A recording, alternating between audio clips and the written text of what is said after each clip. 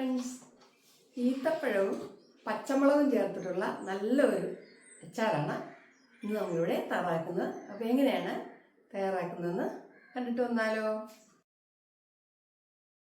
അപ്പോൾ വളരെ ഈസിയാണ് ഇത് തയ്യാറാക്കാനായിട്ട്. ആർക്കും വേഗം ഒരു 5 മിനിറ്റ് കൂടി തയ്യാറാക്കി എടുക്കാവുന്നതാണ്.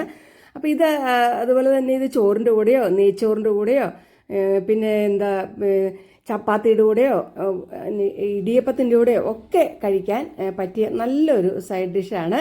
ഇത് ഉണ്ടാക്കി നമ്മൾ കുപ്പിയിലിട്ട് സൂക്ഷിച്ച് വെച്ചാൽ മതി. പുറത്ത് ഇരുന്നാലും കുഴപ്പമില്ല, കൂടുതലുണ്ടെങ്കിൽ മാത്രം ഫ്രിഡ്ജിലേക്ക് മാറ്റിയാൽ മതി. അപ്പോൾ ഇവിടെ എടുത്തിരിക്കുന്നത് കുരുവൊക്കെ മാറ്റിയിട്ട് ഒരു 200 ഗ്രാം ഈന്തപ്പഴവും അതുപോലെ തന്നെ ഒരു 100 ഗ്രാം പച്ചമുളകും എടുത്തിട്ടുണ്ട് കേട്ടോ. അപ്പോൾ ഇതാണ് കുരുവൊക്കെ മാറ്റി വെച്ചിരിക്കുന്നത്. ഇത് പച്ചമുളക് 100 ഗ്രാം എടുത്തിട്ടുണ്ട്. ഇത് ഇഞ്ചിയും വെളുത്തുള്ളി അരിഞ്ഞത് 50 ഗ്രാം വീതമുണ്ട്.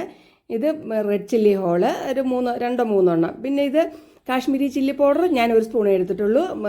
മറ്റേത് ഉലുവാപ്പൊടിയാണ്, അതൊരു 1/2 സ്പൂണ്. പിന്നെ നമുക്കറിയാലോ ഇതിൽ തയ്യാറാക്കുന്നത് നല്ലെണ്ണയിലാണ്. പിന്നെ കറിവേപ്പില എടുത്ത് വെച്ചിട്ടുണ്ട്. ഇനി നമുക്ക് 1-2 സാധനങ്ങൾ ആഡ് ചെയ്യാനുണ്ട്. അപ്പോൾ ഒരു പാത്രം അടുപ്പത്ത് വെച്ചിട്ട് നമുക്കൊരു 2 സ്പൂണ് നല്ലെണ്ണ അല്ലെങ്കിൽ എള്ളെണ്ണ ഒഴിച്ചു കൊടുക്കാം. അതൊന്ന് ചൂടായി വരുമ്പോൾ അതിനകത്തേക്ക് കുറച്ച് കടുക്, ഒരു 1/4 സ്പൂണ് കടുകിട്ട് ഒന്ന് പൊട്ടിക്കാം.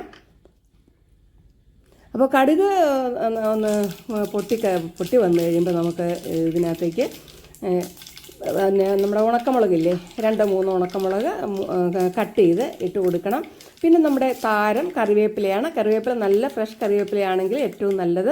അതൊരു കുറച്ച് 2-3 സ്റ്റെം എടുക്കണം കേട്ടോ. നല്ല ടേസ്റ്റാണ് ഈ കറിവേപ്പില നല്ല വെളിഞ്ഞത് ചേരുമ്പോൾ. അപ്പോൾ അതെല്ലാം കൂടെ നല്ലപോലെ ഒന്ന് മൂത്ത് വരട്ടെ. ഇനി നമുക്ക് വെളുത്തുള്ളിയും ഇഞ്ചിയും നമ്മൾ പൊടിപൊടിയായി അരിഞ്ഞു വെച്ചിട്ടുണ്ട്. ചതയ്ക്കുന്നേക്കാളും നല്ലത് ഇങ്ങനെ പൊടിപൊടിയായിട്ട് അരിയുന്നതാണ്. അപ്പോൾ വെളുത്തുള്ളി ആദ്യം ഇട്ടിട്ടുണ്ട്. ഇത്തിരി മൂപ്പ് കൂടുതലുള്ള വെളുത്തുള്ളിക്കാണ്. അതൊന്ന് ജസ്റ്റ് ഒന്ന് ഇളക്കി കഴിഞ്ഞിട്ട് നമുക്ക് ഇഞ്ചി അരിഞ്ഞതും കൂടെ ഇട്ട് കൊടുക്കാം. അപ്പോൾ 50 ഗ്രാം വെച്ച് എടുത്തിട്ടുണ്ട്. അപ്പോൾ ഇത് നമുക്കറിയാമല്ലോ, 2ൻ്റെയും ഒരു പച്ചമണം ഒന്ന് മാറി ഒത്തിരി അങ്ങോട്ട് മൂത്തൊന്നും പോകണ്ട കേട്ടോ. എന്നാലും അതിൻ്റെ പച്ചമണം ഒന്ന് മാറുന്നവരെ ഒന്ന് വഴറ്റി കൊടുക്കാം. നിങ്ങൾ ഈത്തപ്പഴ അച്ചാർ ചെയ്യാറുണ്ട്, പക്ഷേ അത് ഇങ്ങനെയാണോ ചെയ്യുന്നത് നിങ്ങളൊന്ന് കമൻറ്റ് ചെയ്യണേ. അപ്പോൾ അത് ഏതാണ്ടൊന്ന് ഏകദേശം ആയിട്ടുണ്ട്. അപ്പോൾ നമുക്ക് പച്ചമുളക് 100 ഗ്രാം ഞാൻ എടുത്ത് വെച്ചിട്ടുണ്ടായിരുന്നു. അത് 2 കീറിയിട്ട് ഇട്ട് കൊടുക്കാം. ഇനി ഈ പച്ചമുളകിൻ്റെ ഒത്തിരി നേരം വഴറ്റി അതിൻ്റെ കളറ് മാറണ്ട. ജസ്റ്റ് അതിൻ്റെ കളറൊന്ന് മാറി വരുമ്പോഴത്തേക്ക് പിന്നെ നമുക്ക് ബാക്കിയുള്ള സാധനങ്ങൾ ചേർത്ത് കൊടുക്കണം. ഇപ്പോൾ ജസ്റ്റ് അതിൻ്റെ കളറൊന്ന് മാറിയിട്ടുണ്ട്. ഇപ്പോൾ കാശ്മീരി ചില്ലി പൗഡർ ഇട്ട് കൊടുത്തു. പിന്നെ ഇതിൽ മഞ്ഞൾപ്പൊടി ഇട്ട് കൊടുത്തിട്ടുണ്ട്. ഇത് ഉലുവാപ്പൊടിയാണ്, അതും കൂടെ ഇട്ട് കൊടുത്തു. അതൊക്കെ 1/2 സ്പൂണേ ചേർത്തിട്ടുള്ളൂ കേട്ടോ. പിന്നെ കുറച്ച് ഉപ്പ്, ഒരു അര സ്പൂണോ 1/4 സ്പൂണോ ഉപ്പിട്ട് കൊടുക്കാം. നമുക്ക് വേണമെങ്കിൽ പിന്നീട് ചേർത്ത് കൊടുക്കാം. ഇതിന് ഒത്തിരി ഉപ്പ് ആവശ്യമില്ല. അപ്പം നമുക്ക് അത് കഴിഞ്ഞിട്ട് പൊടിയുടെ മണമൊക്കെ മാറുമ്പോൾ നമുക്ക് 1 ഗ്ലാസ് വെള്ളം അതിനകത്തേക്ക് 1 ഗ്ലാസ് നല്ലപോലെ നിറച്ച് വെള്ളം ഒഴിച്ചു കൊടുക്കാം. ഇനിയിപ്പോൾ അതിനകത്ത് കിടന്നിട്ട് അതൊന്ന് നല്ലപോലെ